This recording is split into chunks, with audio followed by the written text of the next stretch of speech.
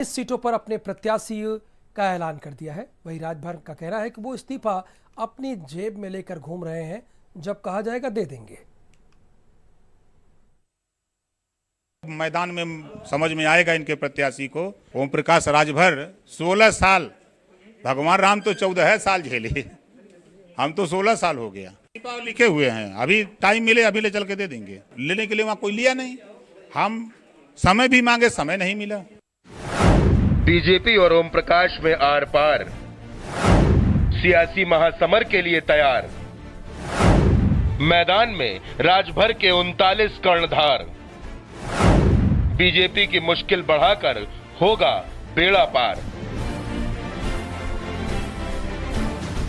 प्रदेश में बीजेपी की सरकार में कैबिनेट मंत्री ओम प्रकाश राजभर कई मौकों पर सरकार को आंख दिखाते रहे, रूठते रहे, गुस्साते रहे। योगी से भी मिले, शाह से भी मिले, लेकिन बीजेपी से, मोदी से और योगी से संतुष्ट नहीं हुए। कभी कहते रहे कि कार्यालय के लिए कमरा नहीं मिला, तो कभी कहते रहे कि अधिकारी बात नहीं सुन रहे, तो कभी टिकट को लेकर टेंशन मची रही।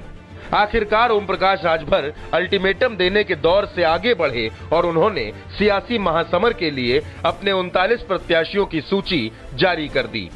ओम प्रकाश ने राजनाथ सिंह और नरेंद्र मोदी के खिलाफ भी प्रत्याशी उतारा है। मैदान में समझ में आएगा इनके प्रत्याशी को।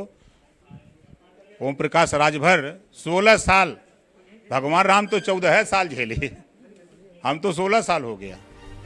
राजभर से सरकार में रहने या न रहने पर जब सवाल पूछा गया तो उन्होंने कहा कि इस्तीफा लेकर घूम रहे हैं, सीएम मिलने के लिए वक्त दें तब तो इस्तीफा दूं। लिखे हुए हैं, अभी टाइम मिले अभी ले चल के दे देंगे। लेने के लिए वहाँ कोई लिया नहीं, हम समय भी मांगे, समय नहीं मिला। 2017 से जब से राजभर बीजेपी के साथ गठबंधन में आए हैं, वो लगातार बीजेपी पर दबाव बनाते रहे और विवादित बयान भी देते रहे। निकाय चुनाव में भी धमकी दी थी कि अगर मुझे सीटें नहीं मिली तो मैं एनडीए का साथ छोड़ दूंगा, लेकिन तब भी बीजेपी राजभर के सामने नहीं झुकी और अब लोकसभा चुनाव में भी बीजेपी अपने रुख पर कायम है। देखना होगा कि ये नूरा कुश्ती कहां जाकर खत्म होगी। 39 प्रत्याशी आज खड़े कर दिए गए। लोकसभा चुनाव में बीजेपी से लंबे समय से नाराज चल रहे थे, बात नहीं बनी और अब जाकर के अपने प्रत्याशियों के नामों का ऐलान कर दिया है। कैमरामैन गणेश के साथ अभिषेक पांडे, भारत समाचार, लखनऊ। अभिषेक पांडे जुड़े हुए हैं। अभिषेक, राजनीति में ये तो अजीब स्थिति खड़ी कर दी है, यानी भारतीय जनता पार्टी के साथ ये राज्य में सरकार बनाए हैं और प्रधानमंत्री मोदी के खिलाफ और राजनाथ सिंह के खिलाफ चुनाव लड़ रहे हैं। देखिए, बहुत कोशिश की गई ओम प्रकाश राजभर की तरफ से कि बीजेपी उनके हर दबाव को महसूस करे और उस पर रिस्पॉन्ड करे, लेकिन अब जबकि अब वक्त नहीं बचा है, केवल एक घोसी सीट पर प्रत्याशी का ऐलान करना है, बीजेपी को औपचारिकता ही केवल बची हुई है।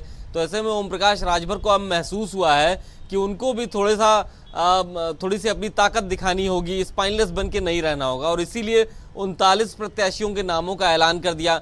उनसे ये भी पूछा गया, क्या अब तो आप पीछे नहीं हटेंगे, क्या अब तो आप दबाव बना करके कहीं पीछे तो नहीं हटेंगे? तो उन्होंने कहा नहीं, अब हम चुनाव लड़ेंगे, 39 सीटों पर लड़ेंगे।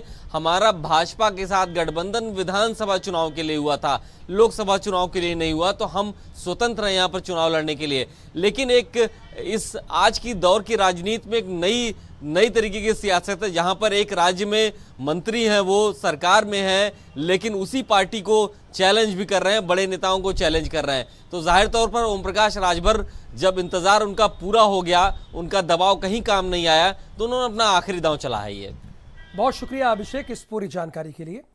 यूपी की राजधानी लखनऊ से केंद्रीय गृह मंत्री राजनाथ सिंह ने अपना पर्चा दाखिल किया है।